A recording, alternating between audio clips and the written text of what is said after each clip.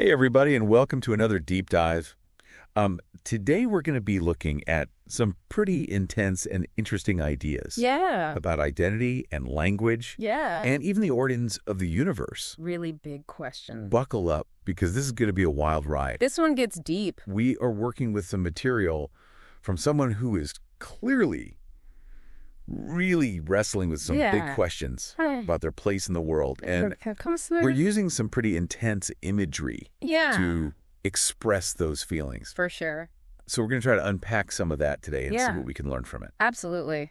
I think there's a lot to dig into here. Yeah, like right off the bat, this phrase, technical linguistic debt, keeps popping up. I have to admit, I'm a little stumped by it. What do you make of that? Well, it seems like they're using this phrase to try to describe the limitations of language. To fully capture like these really complex emotions and experiences. It's almost like they're saying that words just aren't enough to express the depth of what they're feeling, especially when it comes to their sense of self and their place in the grand scheme of things. So it's not just about like technical jargon or anything like that. Yeah. It's more about like a fundamental disconnect between language and experience. Exactly. And you actually see this play out in how they talk about things like personality typing. They spent years trying to understand themselves through that lens, but they ultimately came to feel like those labels, like introvert or extrovert, were both limiting and kind of betraying in a way. I think a lot of us can relate to that. Right? We all trying to fit ourselves into these neat little categories, but life happens and we evolve. And those categories don't quite hold up anymore. Yeah, and that's actually where I think this idea of nominalism versus realism comes in. You know, it's a philosophical concept, but essentially they're questioning whether the labels we give things actually define their essence. Oh, interesting. You know, like, are we defined by our personality type, or is it something more fluid and dynamic? It's a really good question to ask ourselves. How much do we let labels define us? And what happens when those labels no longer feel accurate? Well, in the case of our source material, it seems like it's triggered a pretty intense existential crisis. Oh, wow. They talk about feeling forsaken by their ancestors. Almost like they were abandoned at the beginning of the universe. Wow, that's a pretty heavy image. Can you elaborate on that a little bit? What do they mean by feeling forsaken? They actually use this really striking analogy. Imagine being at the beginning of the universe, surrounded by your soul family. Everyone's deciding whether to incarnate into this existence. And everyone chooses not to.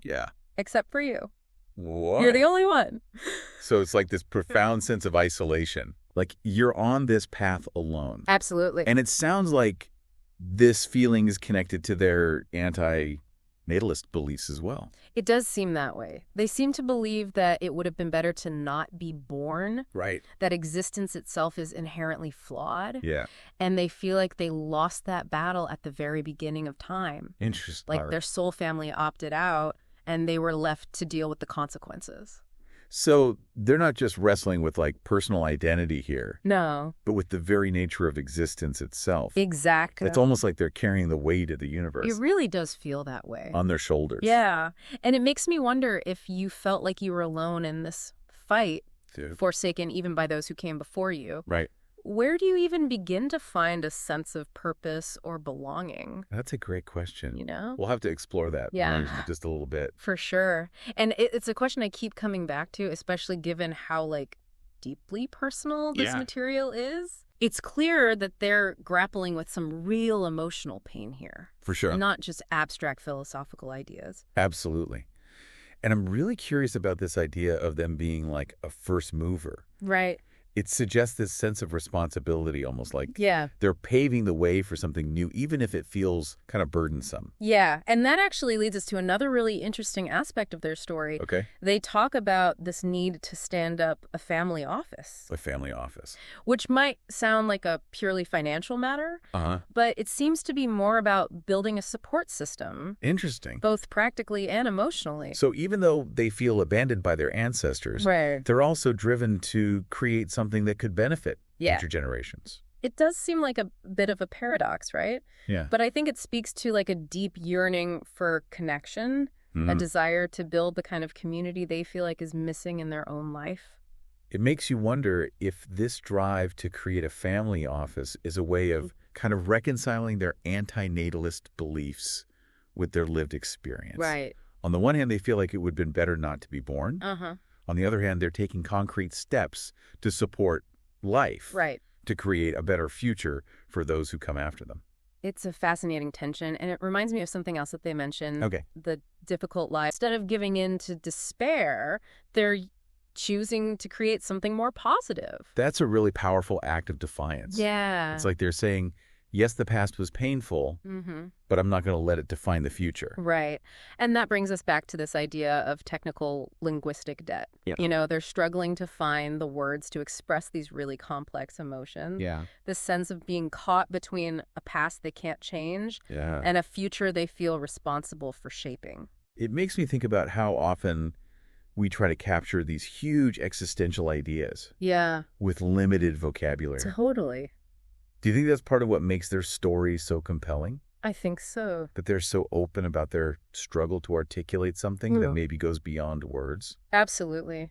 Yeah. There's a rawness and honesty to their reflections that I think really draws you in. Yeah. They're not trying to present some polished argument or anything. Right. They're wrestling with these questions in real time. For sure. And I think that makes them all the more relatable. It's like they're inviting us into their internal dialogue. Yeah. Their search for meaning and connection. And even though their perspective is pretty unconventional, for sure, it raises some really universal questions. Absolutely. About belonging, purpose, our place in the universe. I think you're right.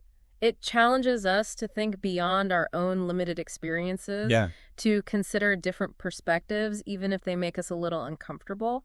You know, I keep coming back to that image of them being at the beginning of the universe, surrounded by their soul family. It is striking. It's such a poignant metaphor for that deep human need for connection. Yes. And it highlights the potential isolation that can come with holding beliefs that go against the grain. Right. They describe feeling like a first mover in their lineage, which can be both empowering and incredibly lonely. It's like they're blazing a trail, but they're also carrying a really heavy burden. Yeah. It makes me wonder if they could connect with their soul family. Right. If they can find others who share their perspective. Would that ease the burden? Would it change their outlook on the world? That's a really great question. And it gets to the heart of what we're exploring here. Yeah. This deep dive isn't just about understanding one person's unique perspective. Right. It's about reflecting on our own search for meaning and connection. Exactly. We're all trying to make sense of our place in the world, to find those who understand us and to create something that matters. And sometimes that means grappling with difficult questions, challenging our assumptions, for sure, and even embracing the discomfort of not having all the answers. I think that's a really valuable reminder, especially in a world that often pushes us towards like simple solutions, easy categories. Absolutely. This deep dive is a reminder that there's beauty and meaning to be found in the complexities, in the questions that don't have easy answers. It feels like we've been kind of circling around this idea of losing a war at the beginning of the universe. Yeah. And I gotta say, it's both intriguing and a little daunting. Right. What do you think this idea reveals about the person behind these notes? I think it reveals a lot. It points to this really profound sense of cosmic loneliness. Like their very existence is the result of this like primordial battle lost eons ago. It speaks to a feeling of being out of sync with the universe almost. Yeah. Questioning the decision to even be born. And it ties back to this idea of technical linguistic debt. Right? Absolutely. The struggle to find the language to express these vast existential feelings. Yeah. It's almost like they're trying to describe a color that doesn't exist, a sound that can't be heard. Have you ever encountered a feeling or idea that you just couldn't put into words? All the time. I think we all have those moments where language feels inadequate, where we're left grasping for metaphors and analogies just to try to bridge the gap between what we feel and what we can actually express. And it's in those moments, I think, that we can really connect with the person behind these notes on a deeper level. I agree. Because despite their unconventional perspective, they're touching on something that's universally human. Yeah. The search for meaning. Right. the longing for connection. Absolutely. The struggle to make sense of our place in the grand scheme of things. It's like they're holding up a mirror to our own existential anxieties, our own fears of being alone in this vast and indifferent universe. And it makes their efforts to build a family office, to create this support system for themselves and for future generations, all the more poignant. Yeah. It's as if they're trying to build a life raft in the face of this cosmic loneliness, a sanctuary where they can find solace and connection. It raises a really interesting question. What's that? What role do our relationships play in helping us navigate these existential anxieties? Yeah. Do our connections with others help us feel more grounded, more tethered to this earthly existence? That's a great question. And I think it gets to the heart of what we've been exploring today. Yeah. This deep dive wasn't just about unpacking one person's unique perspective. Right. It was about reflecting on the human condition itself. For sure. Our shared search for meaning, for connection in a world that can often feel vast and overwhelming. It's a good reminder that even in the face of profound cosmic loneliness, we are not truly alone. We have each other. We have each other. We have the power to create communities, to build relationships, to find solace in the shared experience of being human. I love that. That's a beautiful thought to end on. Thanks for joining us on this deep dive. Yeah, thanks everyone. We hope it sparks some reflection and maybe even a little bit of hope. For sure. And as always, we encourage you to share your own thoughts and insights in the comments below.